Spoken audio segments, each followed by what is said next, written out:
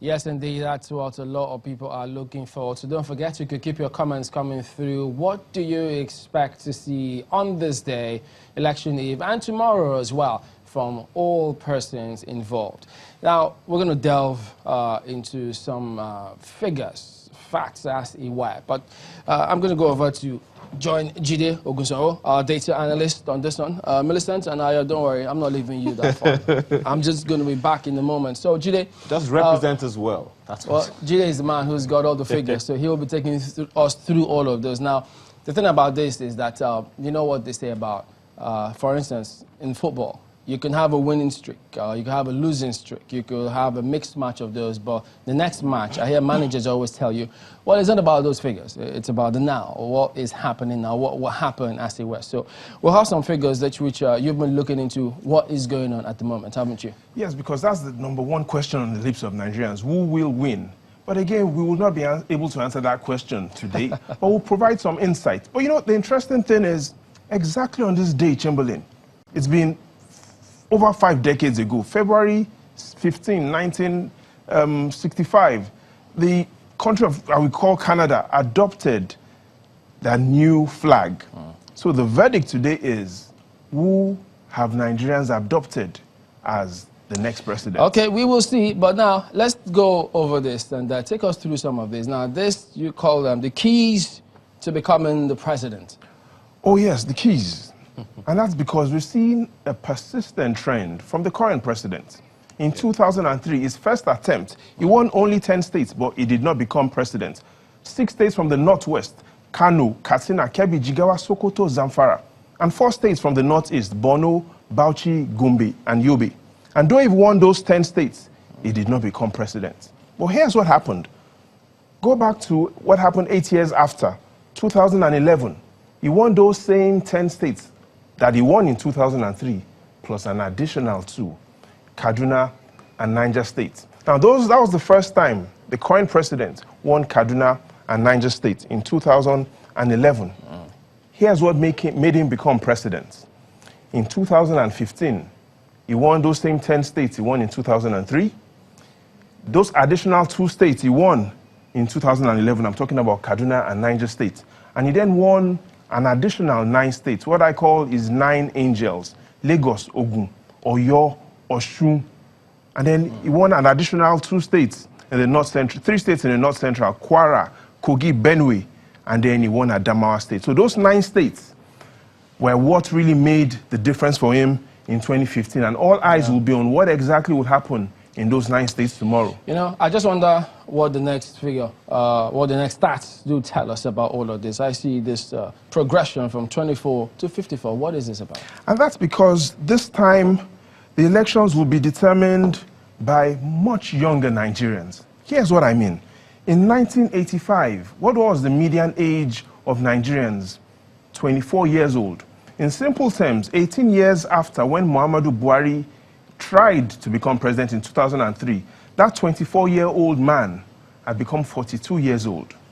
Today, that 24-year-old man of 1985, when Muhammadu Buhari moved off that seat of president, that 24-year-old man today is 59 years old. In 2015, that 24-year-old man was 54 years old. Here's why this is important. Those that knew President Muhammadu Buhari are not going to be so relevant in this election. That's because INEC tells us that more than half of those on today's database are youths. 51% yeah. 51%. So we see that those that were relevant in the Nigeria of 1985 are becoming less relevant in the Nigeria of 2019. So this election will be determined by a lot of new and young voters. And we know how the millennials, they have a mind of their own. And sometimes when they get out there, you never can tell what to expect. So if they're young, they're boisterous, some of them think they can stand the heat. So we'll be looking to see what kind of impact they make. Yes, they do have a mind of their own, but here's the challenge. Almost those same names on today's database are the same names that were in the database of 4 years ago. Here's what I mean. 8 out of 10 names that are in today's INEC database were the same names that were there in 2015. And so, indeed, perhaps we should ask ourselves, will Nigerians have changed their minds, or will their minds still be fixed on this candidate? Okay, that will be interesting to see what exactly happens in all of those things. But if you look through this now, the margin of victory, this is the point where it is very crucial. They can look to this. I know that some time ago, we looked at the margin of victory. At some point, we saw that it shrank. But what do these ones tell us? Remember 4 years ago, I told you about the mysterious fall.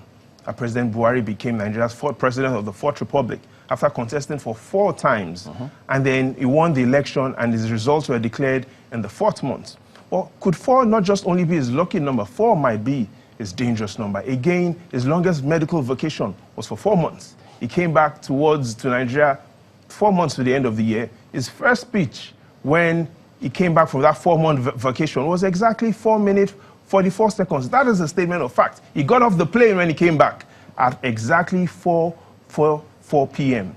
Well, here's why 4 is important. The only way, based on historical evidence, to defeat Muhammadu Buhari is for him to be defeated in 4 zones. And that's exactly what had happened in 2003. We see a North-Central loss, a South-West loss, a South-South loss, and a South-East loss. Same thing in 2011. In 2015, for the first time, he won in 4 zones: the Northwest, the North-Central, the Northeast, and the Southwest. So clearly we see a path that if any of the opposing candidates want to play, that is the path to go. Let's look at it one by one. Northwest.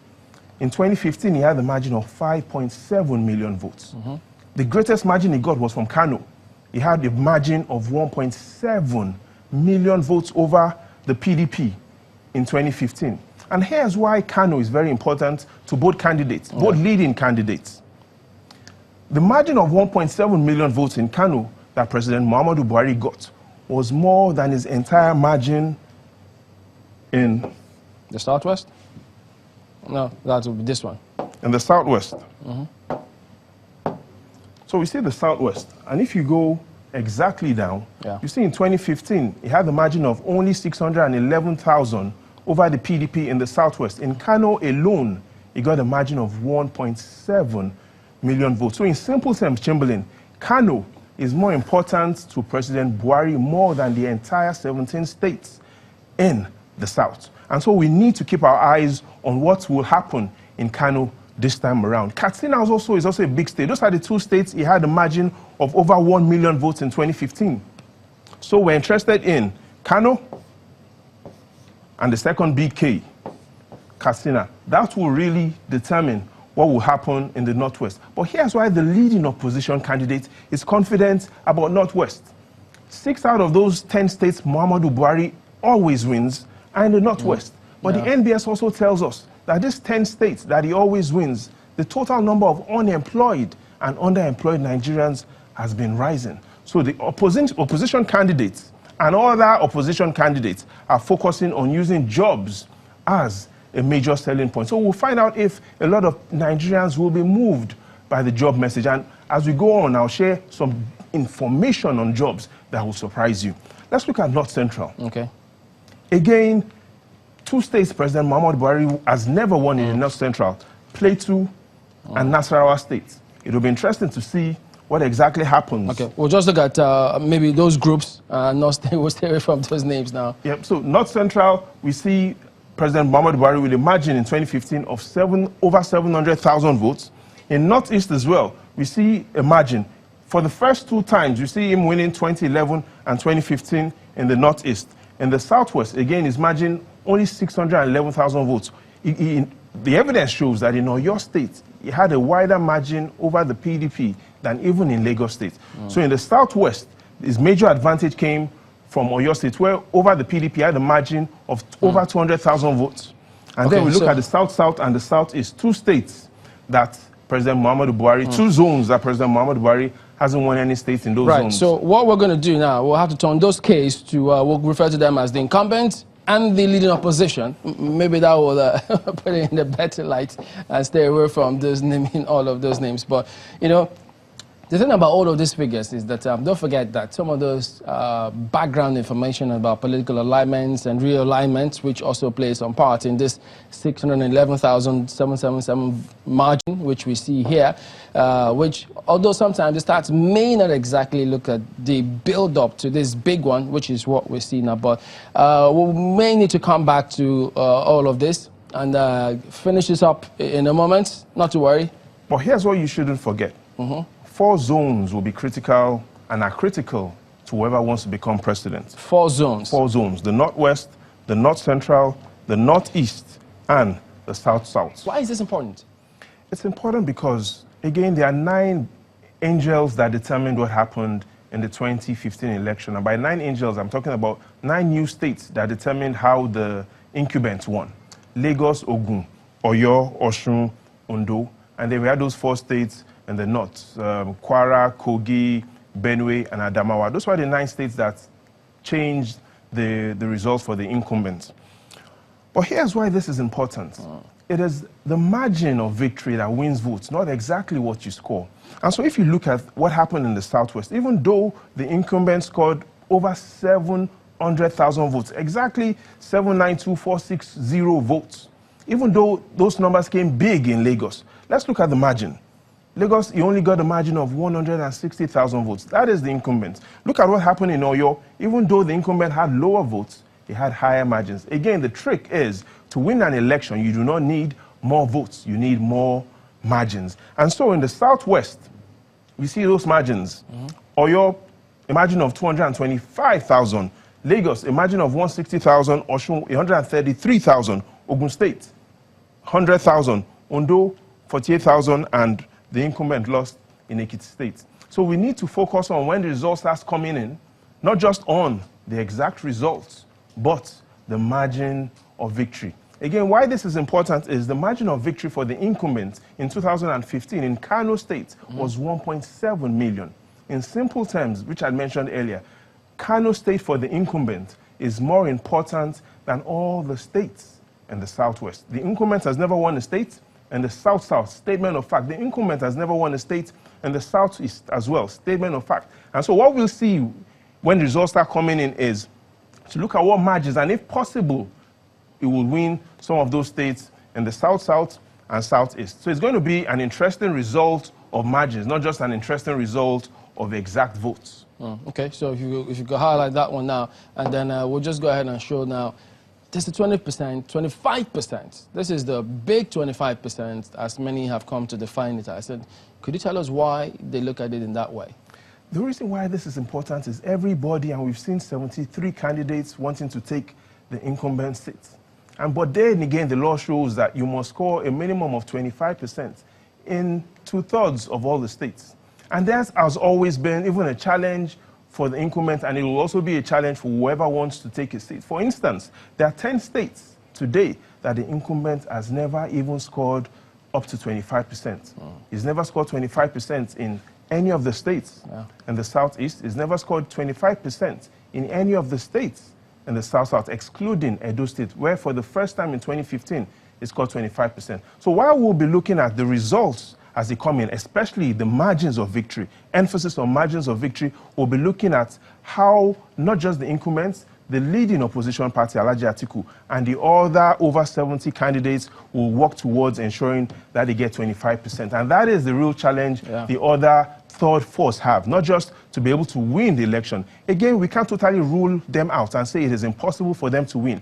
But the challenge you have to face is, will they be able to get 25% in 2/3 of the states? And interestingly, many of them at the moment, both the incumbent and the leading opposition, just don't know which way exactly behind the scenes the pendulum will swing, even though they're always optimistic about how all of this will play out. So in the next couple of hours, when INEC releases the final list of PVCs, then we'll focus on those PVCs distribution to be able to find out which regions across the 6 regions have the highest new number of permanent voter card holders. So that will be some of the defining sessions and moments that will eventually color, influence, affect, if you will, the 2019 election. So, And you know, in the final analysis, let's remember the words of Plato, who says that smart people who do not vote will be punished by being governed by those who are dumber.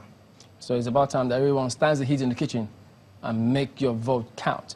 Oh, yes, indeed, Babajide Ogunsanwo, our data analyst. Always a pleasure to have you on.